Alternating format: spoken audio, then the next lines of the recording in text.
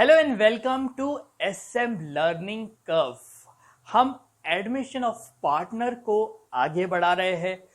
अब तक हमने पढ़ा है किस तरह न्यू प्रॉफिट शेयरिंग रेशो को कैलकुलेट किया जाता है, सेक्रीफाइस रेशो को किस तरह कैलकुलेट किया जाता है, न्यू पार्टनर जब आता है तो किस तरह गुडविल को कैलकुलेट किया जाता है। दो मेथड हमने पढ़ा है, एवरेज प्रॉफिट मेथड और एक पढ़ा है सुपर प्रॉफिट मेथड। आज हम पढ़ेंगे जो न्यू पार्टनर गुडविल ला रहा है ओल्ड पार्टनर के लिए, वो उनमें कैसे डिस्ट्रीब्यूट होता है, उस गुडविल का ट्रीटमेंट क्या होता है, अगर न्यू पार्टनर ने गुडविल नहीं लाया तो उसे कैसे एडजस्ट किया जाता है। तो आइए सीखते हैं। सबसे पहला जो मेथड है वो है प्रीमियम मेथड।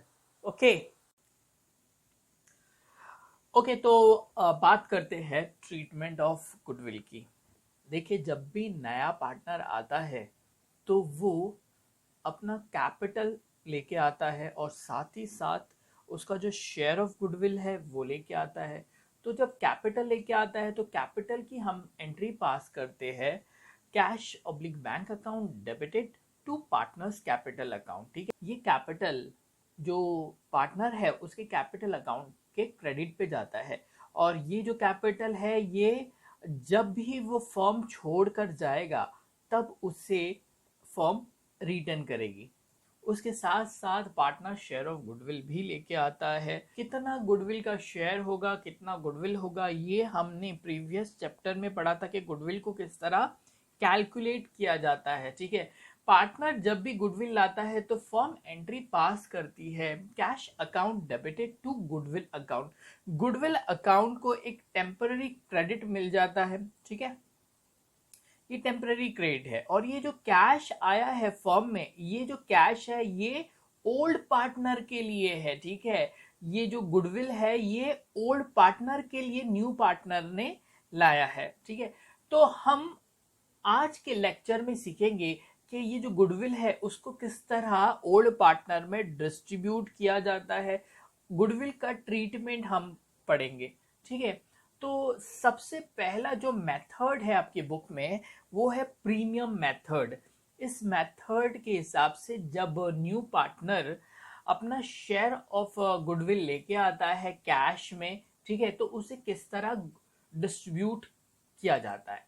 ओके, तो सबसे पहले है when new partner brings his share of goodwill in cash and it is retained in the business। ठीक है, इसका मतलब ये है कि नया पार्टनर ने अपना शेयर ऑफ गुडविल लेके आया कैश में। ओके, और वो जो कैश जितना लेके आया है वो बिजनेस में रिटेन हुआ है, मीन्स जो ओल्ड पार्टनर है उन्होंने ये कैश को विड्रॉ नहीं किया है। ठीक है, ऐसे सिचुएशन में एंट्री क्या पास होगी। ठीक है, देखिए सबसे पहले एंट्री जो होगी वो ये होगी फर्स्ट एंट्री। ये तो कॉमन एंट्री है, cash bank account debited to goodwill. ये गुडविल जब भी न्यू पार्टनर लेके आता है वो ये एंट्री तो हर सिचुएशन में पास होगी। ठीक है, cash bank account debited to goodwill account. Second entry होती है ये।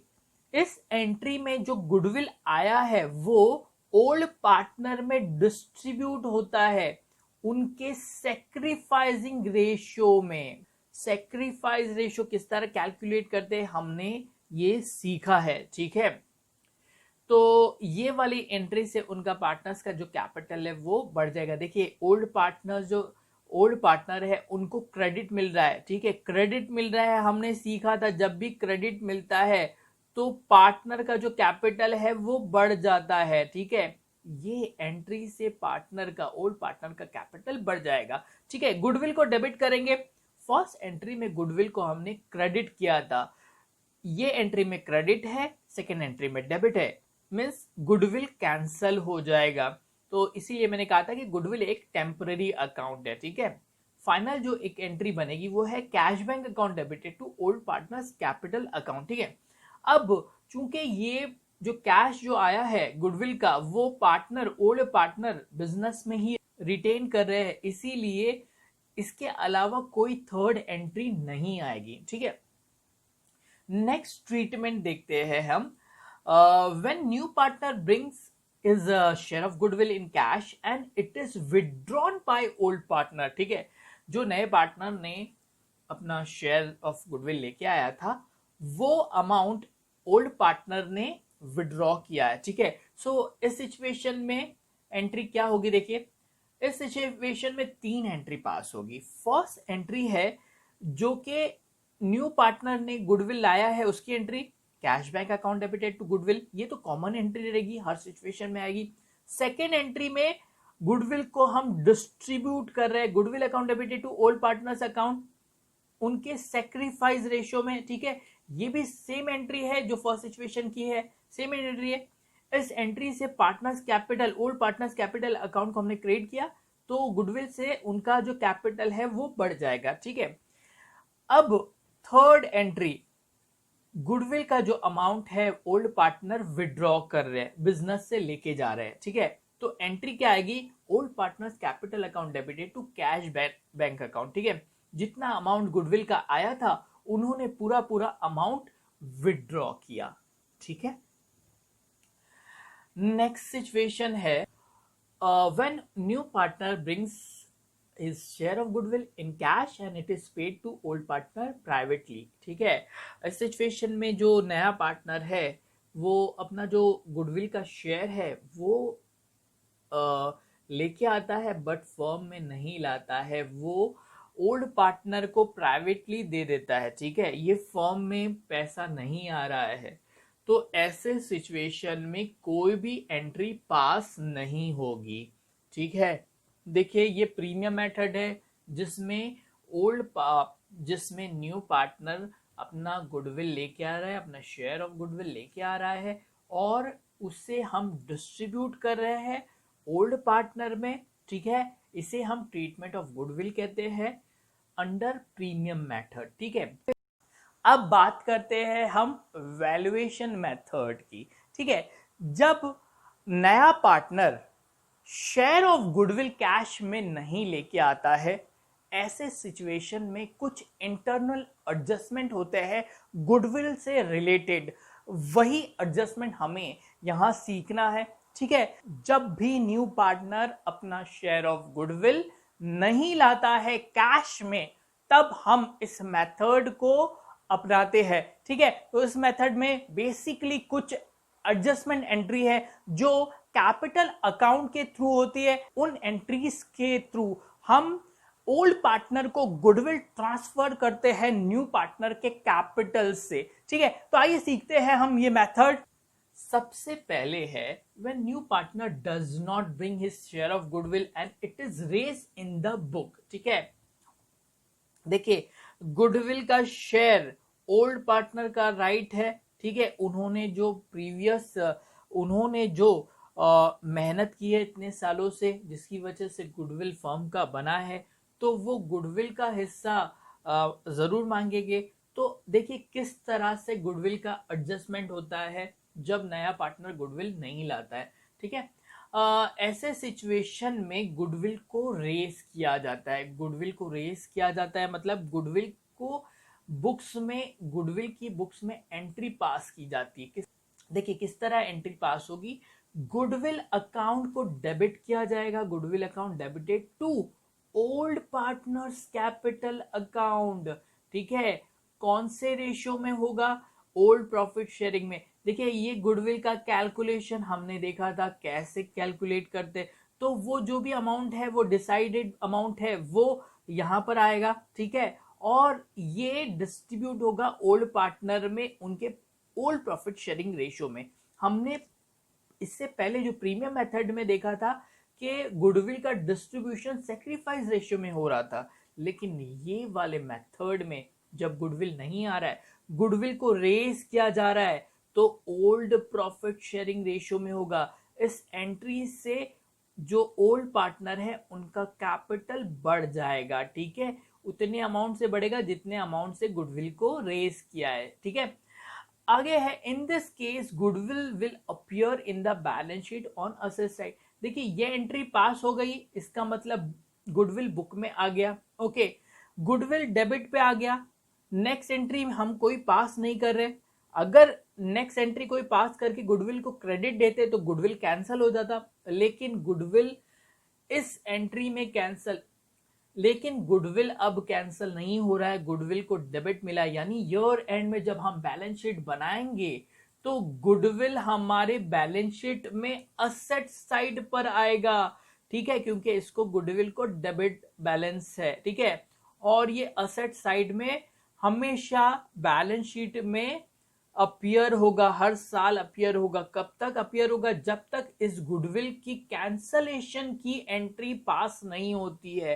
कैंसलेशन की एंट्री का अकाउंटिंग टर्म है राइटिंग डाउन और राइटिंग ऑफ गुडविल, ठीक है। तो जब तक हम इसको राइट ऑफ नहीं करते गुडविल को, तब तक ये बैलेंस शीट में अपियर होगा, ठीक है। नेक्स्ट है when new partner does not bring his share of goodwill and it is raised in the books and written off, ठीक है।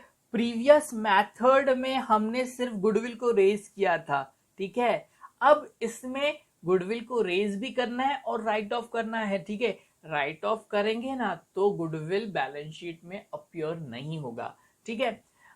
इसमें कैसे एंट्री पास की जाएगी? देखिए, सबसे पहले तो गुडविल को रेज किया जाएगा। ये एंट्री फर्स्ट है, फर्स्ट एंट्री जिसमें गुडविल को रेज किया जा रहा है। Goodwill account debited to old partners capital account. Old partner का जो कैपिटल है वो बढ़ जाएगा ये एंट्री से, ठीक है। उनके ओल्ड प्रॉफिट शेयरिंग रेशियो में डिस्ट्रीब्यूट हुआ है, ठीक है। सेकेंड एंट्री में गुडविल को हम राइट ऑफ कर रहे हैं, ठीक है, कैंसिल कर रहे हैं गुडविल को।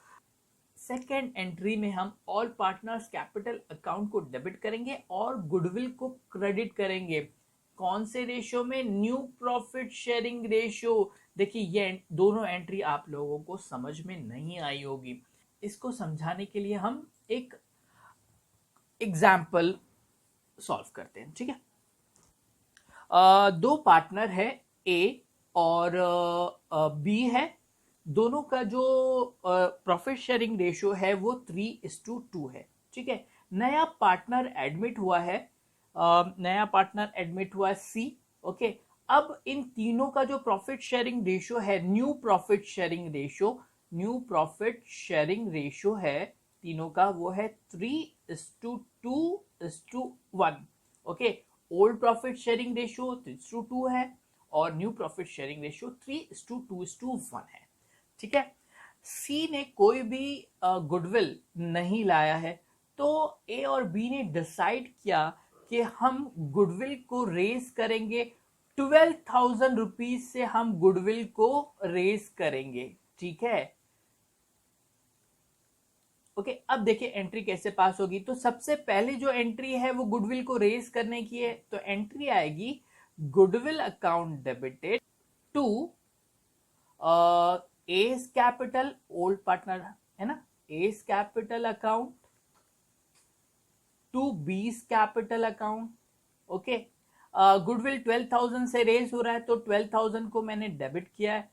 अब क्रेडिट कैसा होगा? सबसे पहले गुडविल को हम डिस्ट्रीब्यूट करते उनके ओल्ड प्रॉफिट शेयरिंग रेशियो में, ठीक है। तो ए का शेयर कितना होगा? 12,000 का जो गुडविल है, ठीक है, इसको हम डिवाइड करेंगे उनके जो टोटल प्रॉफिट शेयरिंग 3+2 कितना हो गया? 5 हो गया, ठीक है, इनटू ए का शेयर कितना है? 3 है, ओके। तो आंसर आएगा 7,200, ठीक है। ए का कैपिटल 7,200 से बढ़ जाएगा, ओके। अब बी 12,000 टोटल जो गुडविल है डिवाइडेड बाय 5 इनटू बी का शेयर है 2, ओके। तो अमाउंट आएगा 4,800, ओके। तो 4,800 से बी का कैपिटल बढ़ जाएगा, ओके। नेक्स्ट एंट्री जो हमने वैल्यूएशन मेथड में सीखा है वो है writing off goodwill, okay. Next entry है गुडविल को राइट ऑफ करना है, तो एंट्री है all partners capital account debited to goodwill account, ठीक है। सो हम सारे पार्टनर को इंक्लूडिंग न्यू पार्टनर के कैपिटल अकाउंट को डेबिट करेंगे, ठीक है। So A's capital account debited, A's capital account debited, ठीक है। B's capital account debited, C's capital account debited to goodwill account. ठीक है, गुडविल को क्रेडिट करेंगे हम 12,000 से। ठीक है, अब ये 12,000 को हम डिस्ट्रीब्यूट करेंगे न्यू प्रॉफिट शेयरिंग रेशियो में। तो किस तरह डिस्ट्रीब्यूट होगा, देखिए 12,000 है, 12,000 में ए का शेयर कितना आएगा, तो ए का शेयर आएगा 12,000 डिवाइडेड बाय टोटल शेयर कितना हो गया 5 + 2 + 1 6 हो गया। ठीक है, इनटू ए का share new profit sharing ratio कितना 3 है, तो इनटू 3 होगा, तो अमाउंट आएगा 6,000। ओके, अब बी को डिस्ट्रीब्यूट करते हैं, B 12,000 divided by 6 into B का शेयर कितना है 2, नया प्रॉफिट शेयरिंग रेशियो, तो अमाउंट आएगा 4,000। ओके, और C 12,000 divided by 6 into C का शेयर 1 है, तो अमाउंट आएगा 2,000। ठीक है, सो ए को डेबिट करें हम 6,000 से, बी को डेबिट करें हम 4,000 से, सी को डेबिट करें हम 2,000 से। ठीक है, देखिए ये एंट्री से ए का कैपिटल कम हो जाएगा 6,000 से, बी का कैपिटल 4,000 से कम होगा और सी का कैपिटल 2,000 से कम होगा। अब आप लोगों के दिमाग में क्वेश्चन आएगा कि जब फर्स्ट एंट्री में हमने कैपिटल बढ़ाया था तो सेकेंड एंट्री में कैपिटल कम क्यों हुआ। देखिए इन दोनों एंट्री को जब हम समराइज करेंगे तो हमें पता चलेगा कि गुडविल का एडजस्टमेंट ऑटोमेटिकली हो गया है। कैसे हो गया, देखिए फर्स्ट एंट्री में ए को हमने 7,200 से उसके कैपिटल को हमने बढ़ाया था। ठीक है, और सेकेंड एंट्री में हमने 6,000 से उसके कैपिटल को हमने कम किया था, मतलब नेट इफेक्ट कितना हो गया 1,200 से ए का कैपिटल बढ़ा। ठीक है, बी का देखते हैं, बी का फर्स्ट एंट्री में हमने 4,800 से उसके कैपिटल को बढ़ाया था और सेकेंड एंट्री में 4,000 से बी के कैपिटल को हमने कम किया था। इसका मतलब 800 से बी का कैपिटल नेट कैपिटल बढ़ गया, ये नेट इफेक्ट हो गया। सी का देखते हैं, सी को हमने फर्स्ट एंट्री में कोई भी एडजस्टमेंट नहीं किया था, लेकिन सेकेंड एंट्री में हमने 2,000 से उसके कैपिटल को कम कर दिया। इसका मतलब नेट इफेक्ट क्या हुआ, 2,000 से सी का कैपिटल कम हुआ। अब देखिए गुडविल का एडजस्टमेंट कैसे हो रहा है, 2,000 से सी का कैपिटल अब कम होगा। उसने इनिशियल कैपिटल लाया था 50,000 का, सी ने, हम ये अज्यूम करते हैं। ठीक है, 50,000 का कैपिटल लाया था, ये एंट्री से 2,000 से उसका कैपिटल कम होगा, तो अब सी का जो कैपिटल है वो 48,000 हो गया। ठीक है, और ये 2,000 है जो कि गुडविल हो जाएगा। ओके, गुडविल वो शेयर हो गया ए और बी में, ए का शेयर आ गया 1,200, बी को शेयर मिला गुडविल का 800। सो इंटरनली ये एडजस्टमेंट हो गया। ठीक है, मीन्स सी ने कोई कैश गुडविल का लाया नहीं, लेकिन उनके कैपिटल के थ्रू गुडविल का एडजस्टमेंट हो गया। क्या ये आप लोगों को क्लियर हो गया है? ठीक है, नेक्स्ट पॉइंट पे आते हैं हम। Okay, next 7, goodwill is already appear in the books of firm in balance sheet. ऐसे सिचुएशन में हम क्या करेंगे, सबसे पहले मैं आप लोगों को समझाता हूं कि इसका क्या मतलब है। इसका ये मतलब है कि जब न्यू पार्टनर ज्वाइन कर रहा है फर्म, न्यू पार्टनर सी जब फर्म ज्वाइन कर रहा है उस वक्त उनकी जो बैलेंस शीट है फर्म की, उसमें ऑलरेडी गुडविल अपीयर हो रहा है। यानी जैसे ये गुडविल है, ओके, से एग्जाम्पल गुडविल है 50,000। ओके, ये गुडविल क्यों अपीयर हो रहा है उनकी बैलेंस शीट में, हो सकता है पास्ट में जो ओल्ड पार्टनर है उन्होंने गुडविल को रेस किया होगा, या फिर हो सकता है पास्ट में कोई पार्टनर ज्वाइन किया होगा और ज्वाइन करते टाइम इस गुडविल को रेस किया होगा, और रेस करने के बाद गुडविल को राइट ऑफ नहीं किया है। बहुत सारे रीजंस हो सकते हैं ये गुडविल का बैलेंस शीट में होना। ठीक है, तो अब देखते हैं कि तो यहां पर क्या लिखा है, when goodwill is already appear in the books of firm in the balance sheet. तो ऐसी सिचुएशन में जब न्यू पार्टनर आ रहा है और वो नया गुडविल नहीं ला रहा है, सो ऐसे सिचुएशन में जो ओल्ड पार्टनर है वो एक गुडविल का अमाउंट डिसाइड करते हैं। उन्होंने डिसाइड किया कि गुडविल की अब जो न्यू वैल्यू होगी वो 80,000 होगी। देखिए 50,000 तो गुडविल ऑलरेडी अपीयर कर रहा है बैलेंस शीट में। ठीक है, अब नया जो गुडविल आएगा वो 80,000 पे आएगा। इसका मतलब 30,000 का गुडविल की एंट्री उन्हें और करना होगा। ठीक है, तो वो नया एंट्री पास करेंगे गुडविल की, गुडविल अकाउंट डेबिट, गुडविल को रेस करेंगे वो 30,000 से, गुडविल अकाउंट डेबिटेड क्या अमाउंट से, 30,000 से। ठीक है, क्यों? क्योंकि 50,000 तो गुडविल ऑलरेडी अपीयर हो रहा है उनकी बैलेंस शीट में, तो जो डिफरेंस है वो रेस करेंगे to old partners capital account. ठीक है, उनके ओल्ड प्रॉफिट शेयरिंग रेशियो में ये 30,000 डिस्ट्रीब्यूट होगा। ठीक है, तो ये अमाउंट से उनका जो कैपिटल है वो बढ़ जाएगा। ठीक है, तो इस तरह से जो गुडविल है उसका एडजस्टमेंट हो जाएगा ओल्ड पार्टनर के अकाउंट में। ठीक है, उसके बाद हो सकता है कि फर्म इस गुडविल को राइट ऑफ करे। अगर राइट ऑफ करे तो जो हमने इससे पहले सीखा था राइट ऑफ की entry, all partners capital account को डेबिट होगा और गुडविल क्रेडिट होगा। All partners capital account new profit sharing में डेबिट होगा। ठीक है, देखिए ओल्ड फर्स्ट एंट्री जो आएगी वो होगा goodwill account debit to old partners capital account old profit sharing ratio, और सेकेंड एंट्री राइट ऑफ की एंट्री आएगी all partners capital account debited to goodwill account new profit sharing ratio में आएगा। Okay, तो फिलहाल के लिए हम यहीं इस लेक्चर को स्टॉप करते हैं। होपफुली आपको ट्रीटमेंट ऑफ गुडविल बहुत अच्छे से समझ में आ गया है। देखिए अकाउंट के साथ ही साथ हमने इकोनॉमिक्स और एसपी के लेक्चर्स को भी अपलोड करना स्टार्ट कर दिया है। सो प्लीज आप इन लेक्चर्स को ज्यादा से ज्यादा शेयर कीजिए।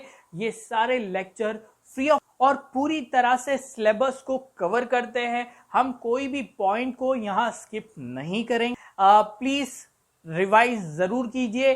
कुछ टेक्निकल पॉइंट्स है इस ट्रीटमेंट ऑफ गुडविल में जो आपने ये स्टेज पे अच्छे से नहीं किया, तो हो सकता है कि आपको ये चैप्टर और आगे आने वाले जो चैप्टर है उनमें डिफिकल्टी हो सकती है। तो ये सही टाइम है आपको गुडविल बहुत अच्छे से प्रैक्टिस करने का। सो प्लीज गुडविल पे जरूर फोकस करें। ठीक, नेक्स्ट लेक्चर में हम मिलते हैं। Till then bye and thank you.